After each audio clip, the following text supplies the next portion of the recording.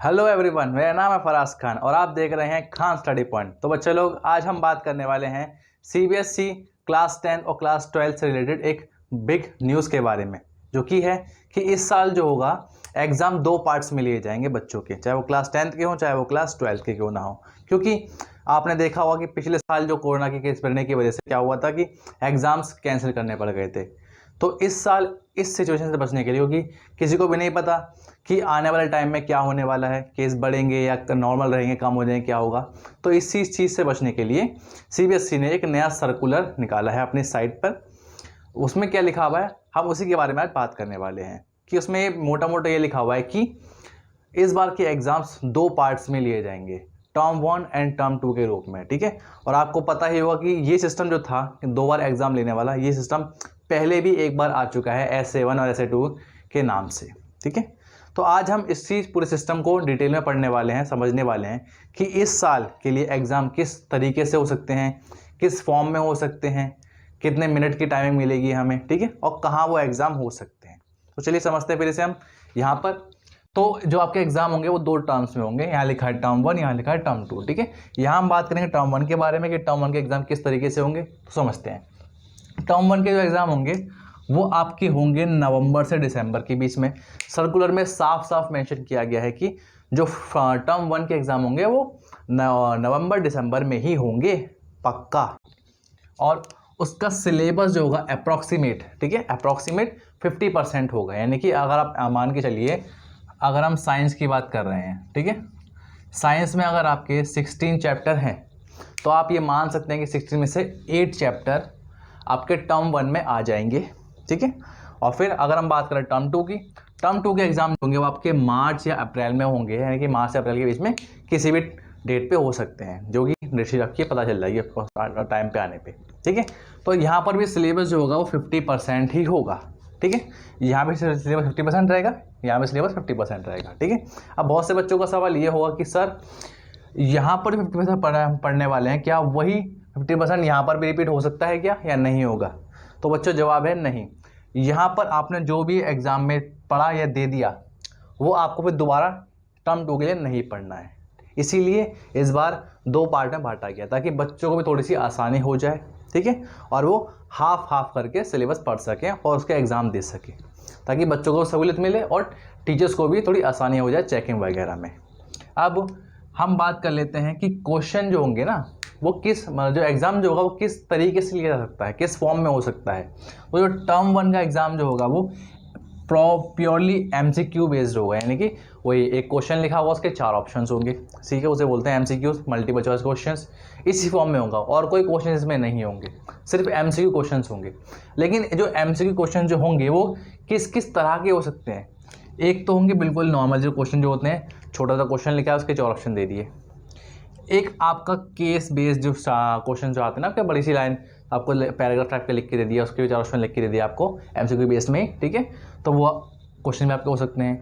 या फिर आपके रीज़न असर्शन वाले जो क्वेश्चन होते हैं ना, कि एक असर्शन दिया होता है, एक रीज़न दिया होता है, बताइए। जैसे मान लीजिए A ऑप्शन में लिखा होता है कि बोथ असर्शन रीज़न करेक्ट, इस टाइप के क्वेश्चन भी आपके आ सकते हैं। तो इन तीनों टाइप के क्वेश्चन मिला के आपके MCQ बेस्ड क्वेश्चन बनेंगे। इतना पार्ट क्लियर है? तो आगे चलते हैं।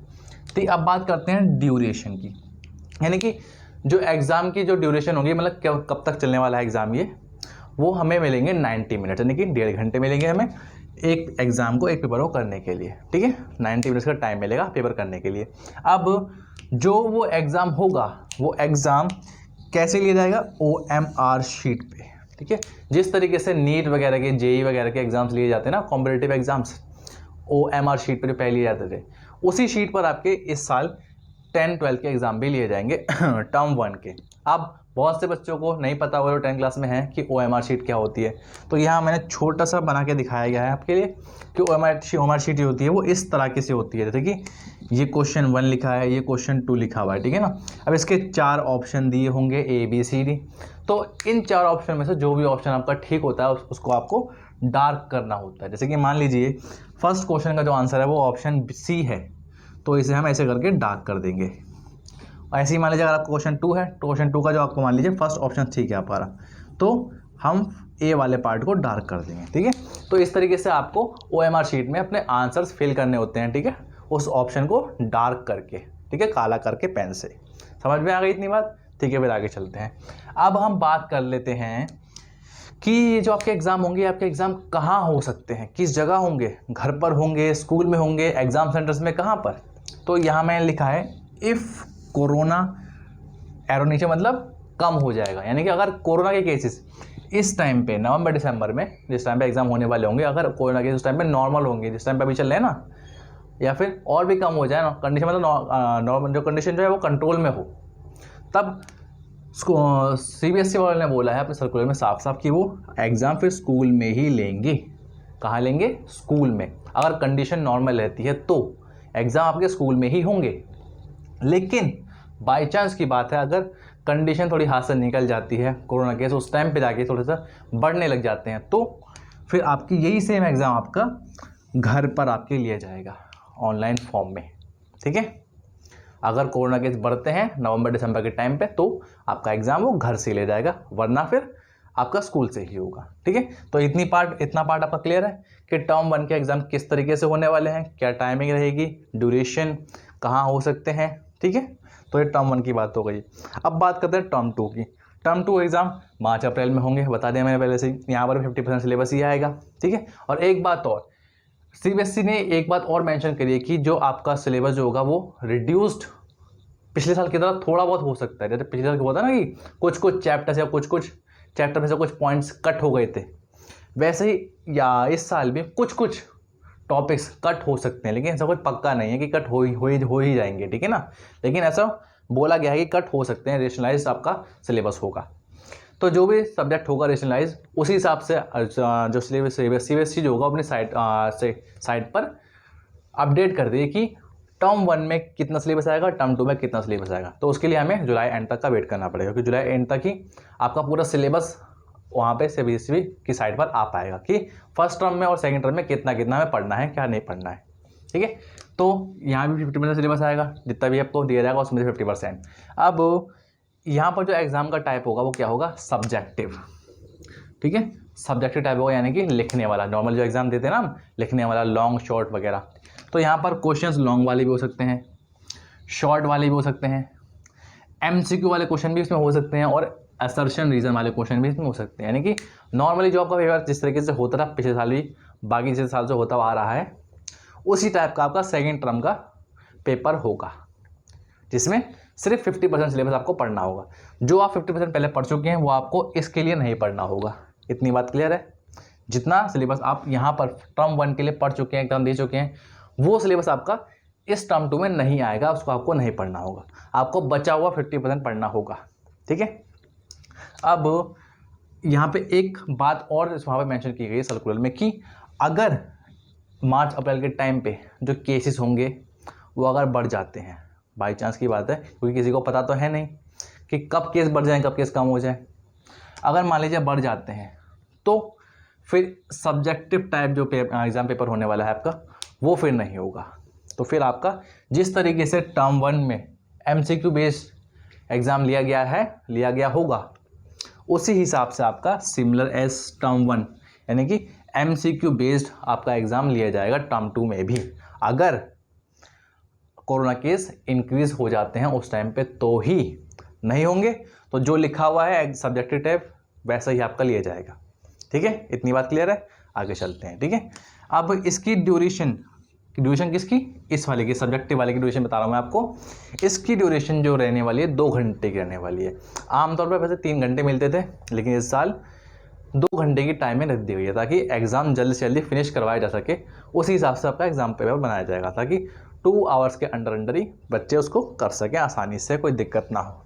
और ये जो आपके एग्ज़ाम्स होंगे कहाँ होंगे? स्कूल्स में नहीं होंगे। ये वाले एग्ज़ाम तो आपके स्कूल में हो जाएंगे अगर कंडीशन सही रहेगी, लेकिन टर्म 2 वाले आपके एग्ज़ाम कंडीशन अगर सही रही, बेटर रही, तो वो आपके एग्ज़ाम सेंटर में ही होंगे। जैसे कि हर साल होता था पहले, कोरोना से पहले, कि हर स्कूल का एक एग्ज़ाम सेंटर पड़ता था एग्ज़ाम देने के लिए 10th-12th का। उसी तरीके से एग्ज़ाम सेंटर्स आपको मिलेंगे, आपको वहाँ जाके एग्ज़ाम देने पड़ेंगे। अगर कंडीशन नॉर्मल रहती है तो नहीं रहेगी तो फिर MCQ बेस की तरह ही आपका लिया जाएगा, जैसे आपका टर्म 1 में लिया गया होगा।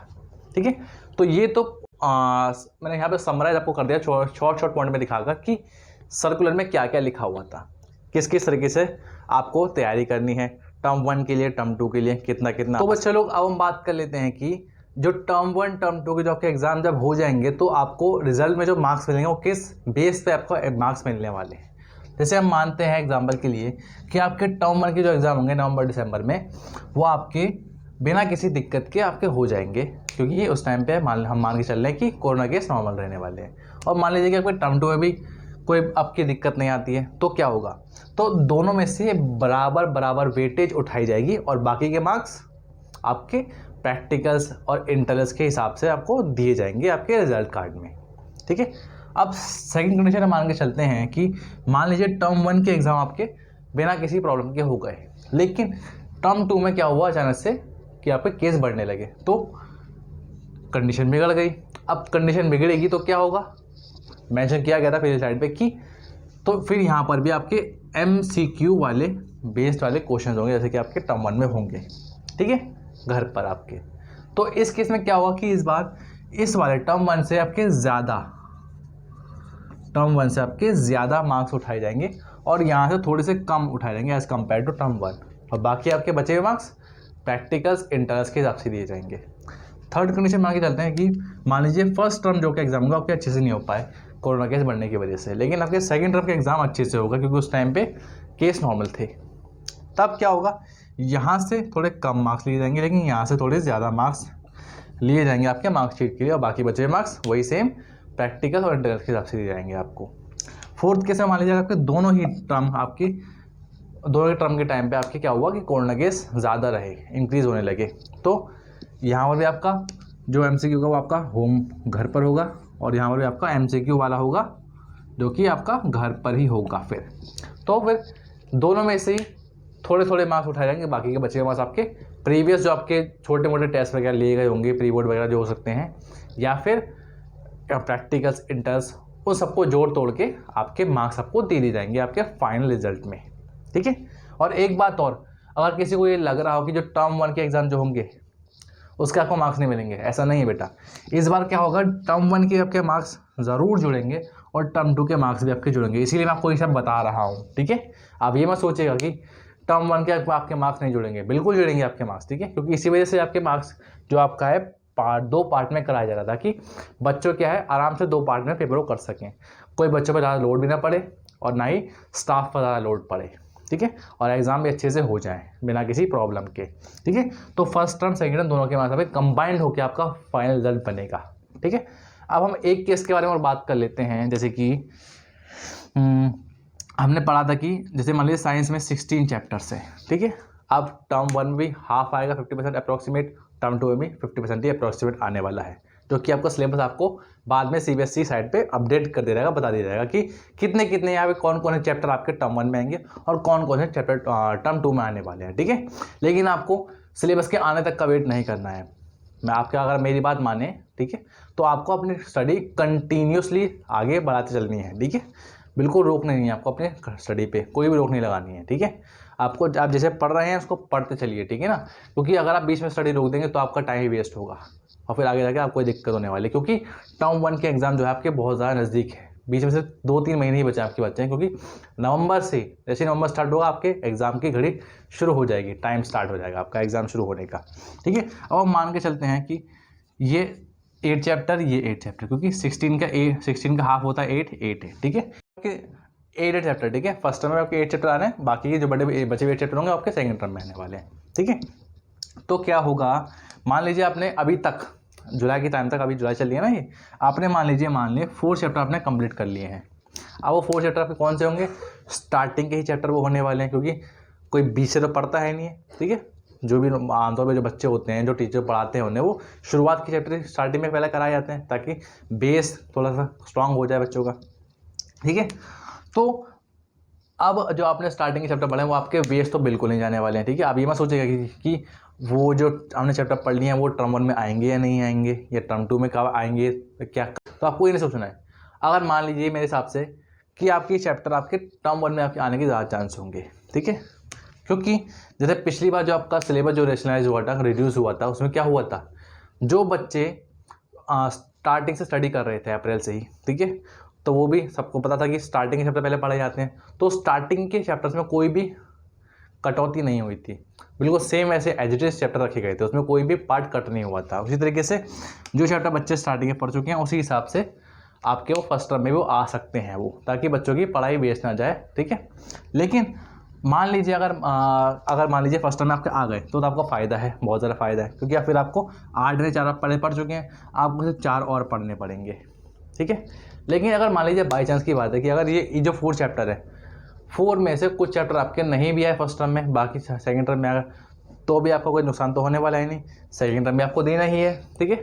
तो आपके सेकेंड टर्म में थोड़ी सी आपकी मेहनत थोड़ी सी बच जाएगी, क्योंकि आप वो पहले पढ़ चुके होंगे, बस आपको फर्स्ट टर्म में थोड़ी सी ज़्यादा मेहनत करनी पड़ेगी इस बार, ठीक है ना, क्योंकि जो चैप्टर आपके बचे में आप फिर उस पर ध्यान देंगे, क्योंकि सेकंड टर्म तो बाद में आएगा, आपको पहले ध्यान देना है फर्स्ट टर्म के बारे में, क्योंकि फर्स्ट टर्म नवंबर में आने वाला है, सेकंड टर्म तो बाद में देखा जाएगा, ठीक है, सेकंड टर्म तो बाद में हो ही जाएगा, पहले आपको फर्स्ट टर्म पे ध्यान देना है, क्योंकि अगर आप फर्स्ट टर्म अच्छे से दे पाएंगे, अगर आप जो टर्म 1 होगा, टर्म वन के एग्जाम तो आपके जहे तैसे ले ही लिए जाएंगे, चाहे कोरोना केस बढ़े जाए कम बढ़ जाएंगे तो घर से ले जाएंगे, कम होंगे तो आपके स्कूल में ले जाएंगे।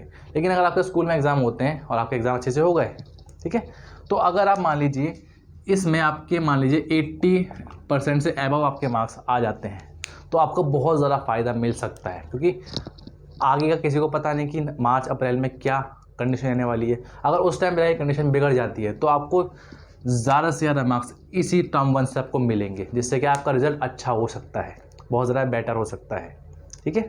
तो आपको टर्म 1 के एग्ज़ाम पे बहुत ज़्यादा फोकस करना है और आपको बहुत ही डीपली इस बार स्टडी करनी होगी, क्योंकि टर्म 1 में जो MCQ बेस्ड जो क्वेश्चन होंगे उसमें से मान लीजिए 40% क्वेश्चन, मान लीजिए कि 60 जो क्वेश्चन होंगे, जो बाकी जो 40 क्वेश्चन होंगे, तो 60 क्वेश्चन जो होंगे वो आपके इस तरह के क्वेश्चन हो सकते हैं CBSE के द्वारा बनाए हुए, जो कि कोई भी एवरेज बच्चा कर पाएगा जिसने अच्छे से पढ़ाई की होगी, ठीक ठाक पढ़ाई करी होगी।